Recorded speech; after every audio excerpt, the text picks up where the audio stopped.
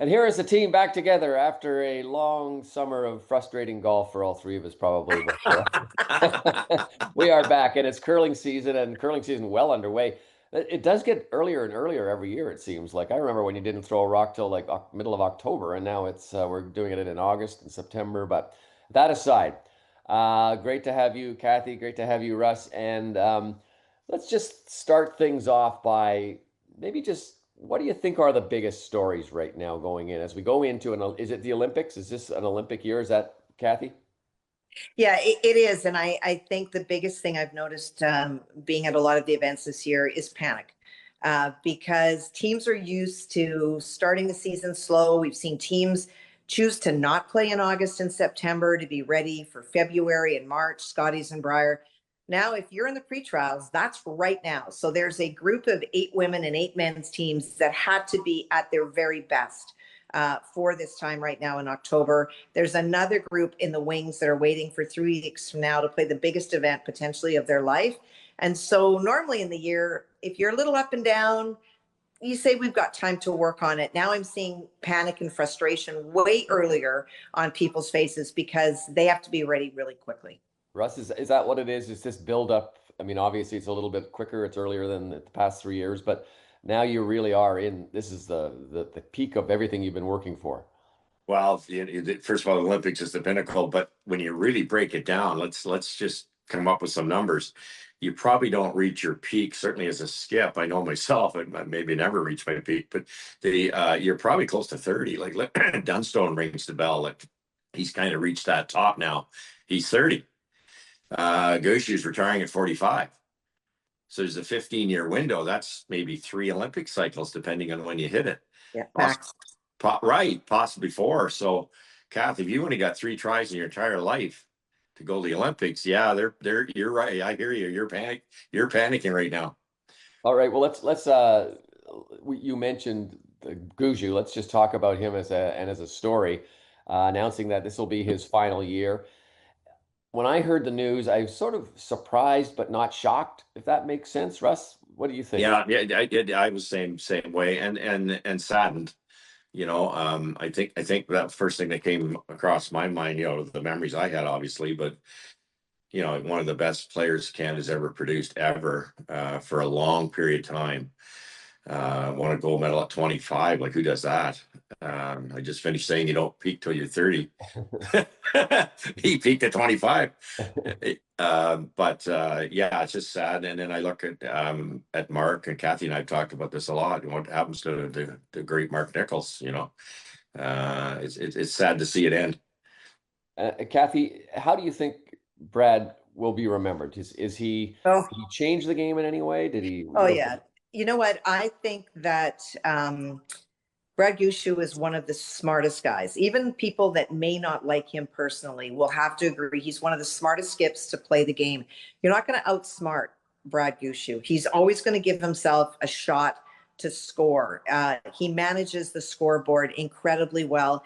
And he has been someone who we have seen in the last 5 years in particular, the incredible ability to peak at the Briar and the Worlds. He did not win a gold medal at the Worlds the last couple of years because he didn't play well. Think about the Nicholls Sedin shot from way out in the banks of whatever country we were in to come back to score. He's played so well. Just a calming presence.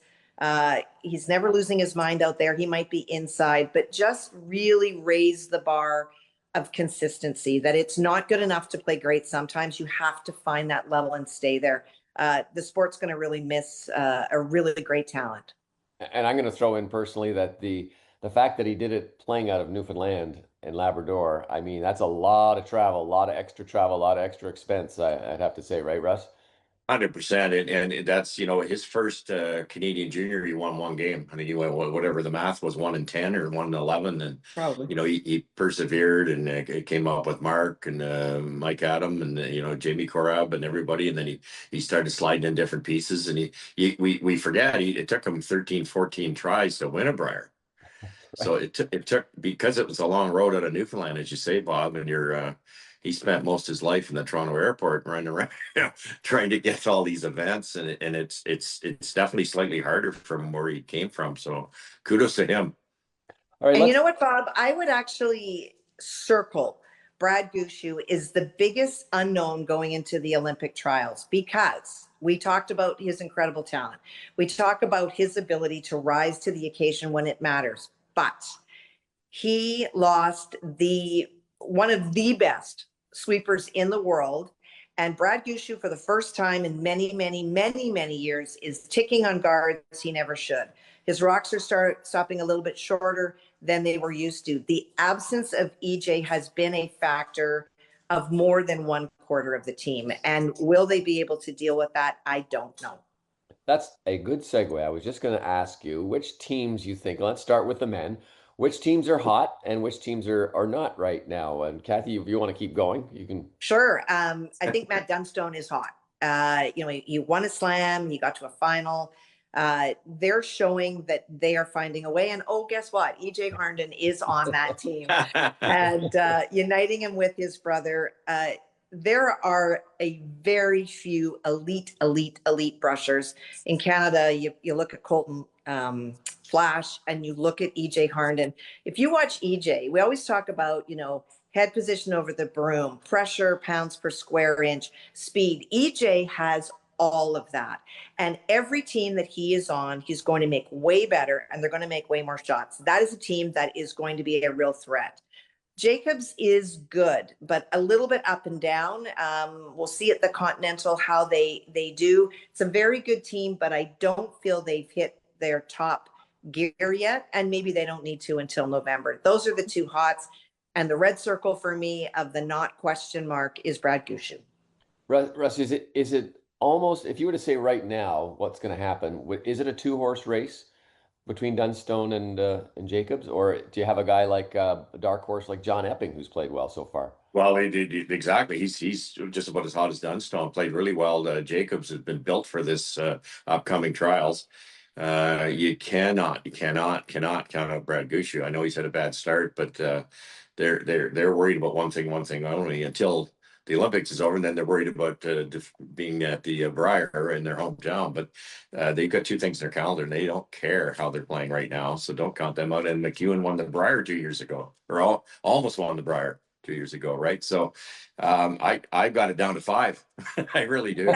Narrowed it down. Okay, let's switch sides. Speaking of narrowing things down, if you want to talk about women, I guess there's still that one at the top, right, Russ? Oh, it's unbelievable. You watch the games during the round robins at some of these events, and it's like, boy, they're not playing very well. Boy, they're not playing well.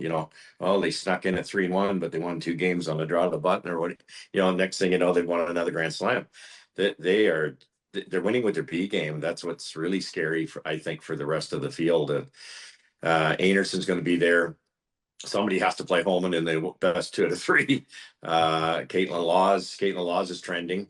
Yep. My worry, if I'm a Holman camp, is not coming first in the round robin. You could easily come second in the round robin. Now you're playing a sudden death game, let's say against Caitlin Laws, and anything can happen. Everybody says, "Oh, Holman's going to win because it's best 2 out of 3," but she's got to get there first. Guess who came dead last at the last Olympic trials for the women? Rachel Holman. So you never know, right? It's the slippery game played on ice. That's a good quote. I'm going to use that one for you, Russ. Cathy, is it that much of a gap between Rachel and the rest of the field? You know what? We've never seen anything like this in our sport. Just this incredible dominance. Internationally, we saw Lena Petz and Tirinzoni do so well, but the closest team to Rachel is Carrie Anerson for sure. And when they went head to head a couple of weeks ago, it was 9-2 for Rachel Holman. So for Carrie Anerson and her team, they have some work to do between now and November, and I know that they will. But I think that every time those teams match up, Carrie's looking to get really tight, really close to push Rachel, because when you're tight with Rachel towards the end of the game, that's unknown territory for Team Holman. They're used to having a real strong lead, but no one can get close enough to them. This is a real dominant team, but ice should be perfect. But if it's not, now the question marks come in. There's another great segue. You've been throwing them my way quite a bit. We talked about this just before we came on air, and Russ, I'll let you sort of lead this on, but I wanted to talk about the brooms and everything. But you were talking about how one of the factors now might be that the ice is almost too good. The conditions are almost too perfect that it doesn't play a part in the game like it used to, where you had to learn to really read the ice and figure it out. It's almost like you're kind of walking onto a tennis court and the lines are already drawn. That It walk us over 100%. that. Yeah, 100%, Bob. I can't agree more. And it's. I think we're at a turning point here. We got to be very careful. The Olympics I played when Brad comes to memory, we had 2 feet of curl. Yeah. Period. So they dished the ice, and to go around the corner guard, it fell. That was at the Olympics, not all that long ago, I guess, for me. But think about it. A great player, take Gushu. He throws a couple of practice rocks to match his rocks. His tolerance is probably around a foot. If he can't get those 2 rocks within a foot, in turn draw down the center line, same spin, he gives them to his lead. Let's give it, say, 2 feet. So if you're drawing the 4 foot to win a game and he can get it within 2 feet, he's making that shot 9 times out of 10 already. That's not counting the brushing. The brushing drags it, let's say, Cathy, 8 feet on some surfaces, let's say even 6 feet. So he's got 8 feet of tolerance already. How many draws is he going to miss light or heavy? 0. What if he's throwing a hack waiter and it's half buried? Well, now you can make it go left and right noticeably, even with the softer foam. How many are you going to miss if you throw the right weight? 0. The run backs, you've got these blue hone inserts that once you throw enough speed, they don't curl at all. Now you're playing darts. So, Dunst, I said before the Brier final, you're going to have to win 90%. You're going to have to curl 90% to win this Brier final game. Team Dunstone curled 90 and lost. Yeah. Wow. And I go to Bob's world. Augusta National's buying more land all the time. They're making it longer. They pinch in the fairways. They raise the rough. They fertilize the rough. They double cut the greens. They hide the pins. They roll the greens. They do everything that they can to make it tougher on the athletes to identify the best player. We do the exact opposite. We make it so incredibly easy. The ice reading's no longer a factor. Cathy, I don't want to say that the game is easy, completely compared to what we get at the local curling club, but are the conditions sort of the same everywhere you go? And is that maybe you should have courses I that are think known long and short, and I don't know what. you've absolutely nailed it. And you could say, okay, well, the top teams in the world come here all the time for slams, so they're also used to seeing those same conditions. But when they go home and play in events in Europe, their conditions are anything but the same. And so they adapt better. I think back to my world championship with Jennifer Jones, where the ice melted in Paisley. We were very ill-equipped to deal with conditions that changed dramatically. And we tried to play the same style and we couldn't, and we did not win.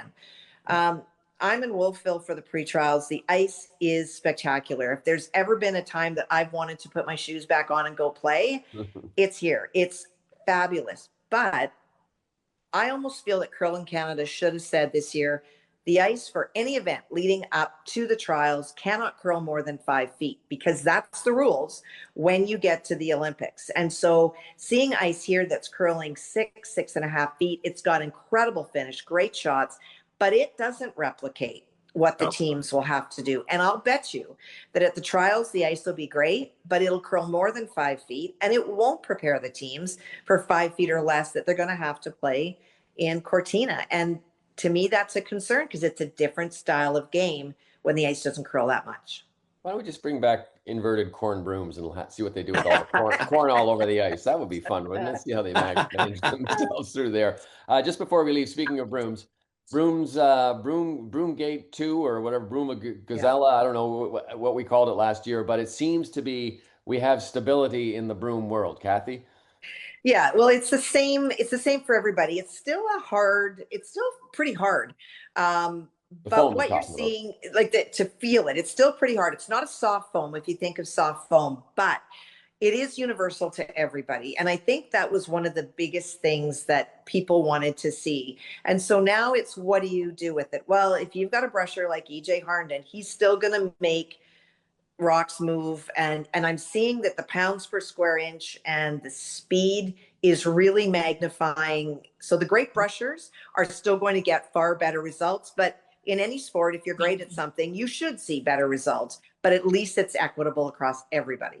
That's what I was just gonna say, Russ. Is that the best you can ask for is to have everyone with the same thing, and then it's more skill than it is the actual broom.